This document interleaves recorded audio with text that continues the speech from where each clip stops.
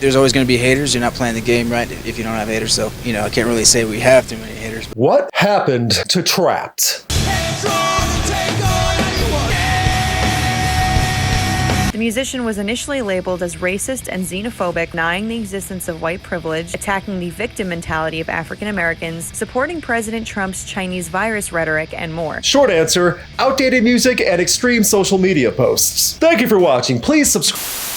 Sponsored by Heavies. This year, it's not happy holidays, it's heavy holidays. Heavies are going to provide the best listening experience ever. 8 speakers delivering an immense listening experience crafted to elevate heavy music. Activate Hill Blocker mode to truly cancel out the non-metal world and get blown away by the heaviness. Need to shop for your metalhead with the upcoming holiday season? Well, get the Black Friday deal right now. $80 off any Heavies Premium Bundle Kit. These are the best headphones I have ever used, and with how loud and clean the music gets in these, you can easily block out annoying family members at awkward holiday gatherings.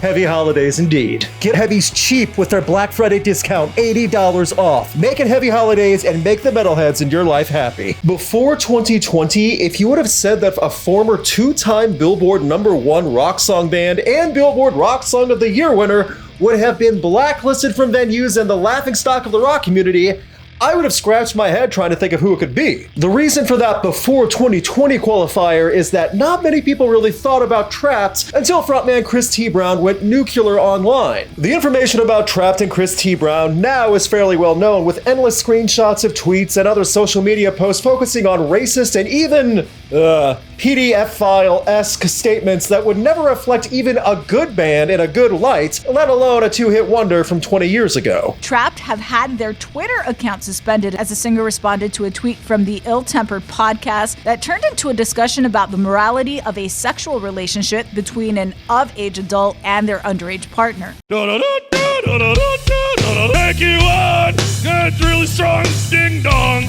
Got a schlong. Go back more than 20 years and you have a platinum-selling name with multiple #1 radio hits. Most rock bands, even with radio help, could never get to that level. Could one person's ego and refusal to not rant online really destroy a name to the point of obscurity? If you clicked on this video, you already know the answer is yes. I'm going to be showing a lot of posts from the various TRAPT accounts over the years, and I'll have to censor some of them. I'm letting you know now because I will not be giving a voice to most of these because I really don't want to read them out loud. But the focus of this should be about TRAPT as a band.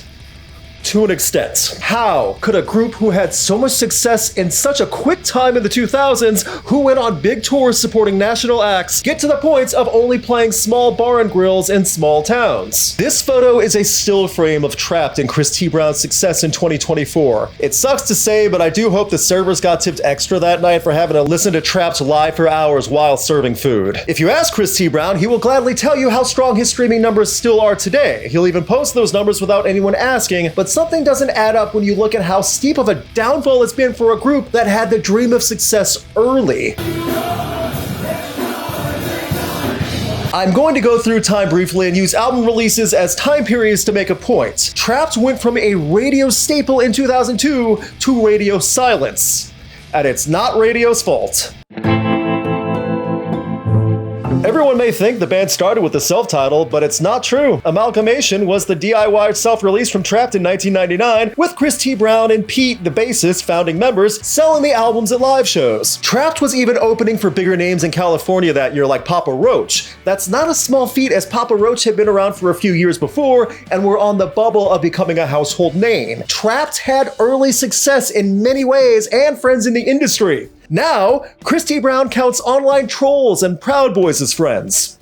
We'll get to that later. Self-release debut, selling album personally at shows, that really was the standard way of doing it as a rock band. Hard to say anything else, but even I don't think TRAPT saw this much success coming after a DIY release. Headstrong, the track that labels TRAPT as a one-hit wonder by many, launched the career of a California band that fit right in the pocket of nu metal, post-grunge, and hair gel frontmen. Back in the day, 2002, everyone had hair gel. It was just how it was. The self-titled release would go platinum. Headstrong would be Billboard's Rock Song of the Year, and Billboard would lose less credibility as years went on. I personally do not think the album is great, as I've said in previous years. I think the vocals are terrible, and the lyrics sound like a frat boy yelling at people. But there are good parts like guitar work, and again, this was perfect timing for that style. 3 singles, tons of movie and video game soundtrack tie-ins, TRAPT was a band people could remember with a hook that still is remembered. I mean, how the hook is remembered with TRAPT for other reasons now is besides the point. I'm wearing panties, and you know I like guys. I'll take you on, headstrong, I'll suck off anyone. This launched bigger support acts nationally for years, TV appearances. There was a time where TRAPT was featured as a bestseller at the local Best Buy and music stores for months. Imagine what those people in 2002 would say if they knew the Headstrong band would go down the path of a meltdown and total infamy. Even that Lawnmower album cover with the stupid reason for it, even that is still recognizable. Again, this is a success story most bands would never come close to. How did it happen for TRAPT based off one major song with a hook about being too headstrong and never backing down, which is not exactly a new idea for rock music. The shelf life of this album was also significant in stores, as it was a big album for well over a year on that bestsellers wall. So now, some of you may be asking, did TRAPT have other albums? Oh yeah, quite a few. Someone in Control was released in 2005 and, believe it or not, had another charting radio single. Stand Up, another basic radio rock song built around a single hook, helped prolong TRAPT in the popular rock radio world. This would lead to more touring with big names and TRAPT's headline tour. Dream come true, you might think, but the fall off from album 2 to 3 was pretty steep. Where the self-titled album sold over 1 million copies in the US, Someone in Control never broke 300,000, and that is a massive drop in percentage regardless of a band name. The shine on TRAPT was starting to wear off, and where many other subgenres were starting to flourish on radio rock like emo and pop punk, and while other wild styles like the Mars Volta were getting attention online, you had TRAPT, who wrote a solid type of radio rock single and dumb frat boy lyrics, and shouted out choruses, and not much else. Recycled material, rinse and repeat. I should clarify what I say about dumb frat boy music. TRAPT is the dumb frat boy lyrics for guys who hang out at a frat house that weren't actually smart enough to get into any college. Those frat boys. That's the level of intelligence and attitude TRAPT has. Only Through the Pain, wow, there's a lot of jokes to be made with that album title, was released in 2008 on 11/7, co-founded by Nikki Sixx. Really think about that. Nikki Sixx and Chris T. Brown. The amount of dehumanizing rock star waste between those two over the past 16 years is enough to fill a planet full of dumpsters. Speaking of dumpsters, this album belongs in one. Only Through the Pain is where the wheels really started falling off writing-wise, and the revolving door of band members continued. This is also where TRAPT stops getting as many support acts on tours, and the radio airplay for TRAPT songs relies solely on the occasional Headstrong rotation on the Nothing But Rock FM stations. You're probably thinking now, there's no way TRAPT continued on consistently like this after years, right? They didn't keep putting out new albums and new music when no one was listening, right? 2010 rolls in and No Apologies comes out. Again, same frat boy attitude of no apologies, someone in control, through the pain, headstrong type material. Willing to bet a few apologies over the last few years would have saved some face, but regardless, No Apologies continued the downward trend for TRAPT. No Apologies saw another lineup change, and the album also aimed for a more hard rock approach without the big radio rock format. That tactic fit as the streaming age was looming, and it did not help much. No Apologies sold less than Only Through the Pain, and with even less attention nationally, or globally, or online. Be honest, how many of you watching this actually knew TRAPT released an album in 2010? I want to know who you were and how you actually knew that. In 2013, TRAPT became Reborn. Is that a metaphor for Chris T. Brown turning a new leaf and starting over? No, but it's at least one attempt at a rebirth music-wise. Reborn was TRAPT's self-proclaimed attempt at playing with effects and modifications in their brotastic format and to see how deep they could be. That's not a joke. Brown was quoted that year saying, "Lyrically, this album is as deep and thoughtful as any album that TRAPT has done in the past." Now, that all sounds like a strong pitch for an album, but when your biggest works are about how tough you are and how willing you are to fight for anything and anyone at any time, regardless of reason, you're not exactly deep to begin with. Even the Proud Boy defenders and die-hard trolls who still claim to listen to TRAPT when they really don't, even those listeners don't listen to TRAPT for the deep meanings and philosophical insight from Chris T. Brown. You don't go to McDonald's for something good, you go for the trash food, and then you feel ashamed. If you're listening to TRAPT from 2013 and onward, you should feel ashamed.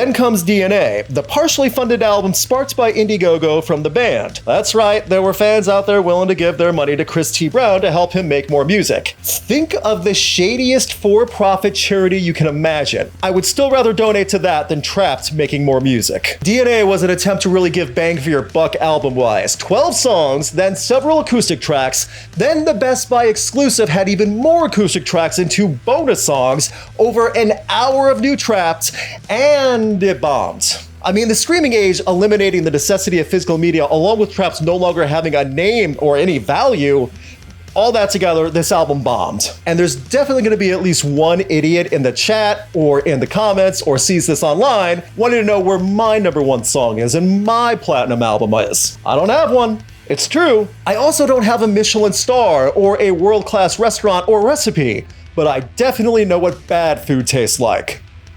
Take that analogy and apply it to TRAPT's crap music. DNA sold less than 5,000 copies in its first week, and this is where the true opinions and political side of Chris T. Brown started getting riled up as he announced the Make America Rock Again tour. It was also around this time he was making homophobic slurs at other content creators online. All the weak albums and bad performances, and we are still not at the downfall. In 2020, during the height of pandemic and everyone's pent-up frustration in the US at a boiling point, Chris T. Brown legitimately went off the deep end both with political condemnations and going after anyone online who would disagree with him. Why am I bringing this up? Because Shadow Work was the album coming out in 2020, and many people thought it was just a ploy to get attention for the album. Well, if that was the plan, then it did not work, because not only did the album bomb, but it was critically panned. And that was not even the worst of it for Mr. Brown. As the anti-vaccine crowd was riled up and racial tensions were high in the United States, Chris T. Brown made it a point to call out anyone who was not a true patriot. This went from saying incredibly dark and hate-filled messages online, but at specific users and just to the public in general. All right, everyone, buckle in, because we are at the part most of you came to check out. There's no way to include everything that Brown said because it's a massive amount and all of it is vitriolic and hateful, but keep in mind he's too headstrong to admit he went too far. So here's a breakdown of what Chris T. Brown under the TRAPT name said in 2020. TRAPT said that white privilege does not exist and for others to not be a victim, then using Trump's name and tagline. TRAPT repeatedly defended and promoted the Proud Boys as patriots and that they have done nothing wrong, even though there have been many arrests of Proud Boy members for numerous felonies, many of which racially and violently documented since at least 2016. TRAPT blamed George Floyd for his own death, laughing and mocking the man and then saying it was a sacrifice so Brown and his kids would be safer. The TRAPT account then explained he deserved his own death for his own actions. TRAPT made racist remarks regarding the COVID pandemic against the Chinese, not against China, but anyone of Chinese descent. One of my personal favorites is when he tried to talk down Ice-T on Twitter and then quickly tried to laugh it off as a joke while also saying body count doesn't have the streaming numbers TRAPT does. But Chris T. Brown proved how soft he was when he wasn't always headstrong when confronted online by someone with more stature before backing down like that. Not too headstrong when you're afraid. TRAPT made essay insults towards women and condescending remarks about domestic abuse and essay both as a joke as a threat. TRAPT referred to Black Lives Matter as the most vocally racist group in the US and then said that America atoned for the racist past of black ancestors in the 1960s. TRAPT said that black people getting unalived by cops is hardly an issue. He made that in reference to 2020 and the Black Lives Matter protests. TRAPT supported American nationalism along with the Nationalist Party while saying that nationalists lead to a safer country. Finally, TRAPT said that being a PDF file does not apply when a 15-year-old man consents to any relations with a 25-year-old woman. It's truly impossible, according to TRAPT. That he tried to explain male physiology to everyone online, which revolted almost everyone, while also using hashtags like a perverted 15-year-old to reinforce he knows what he's talking about. I need a break.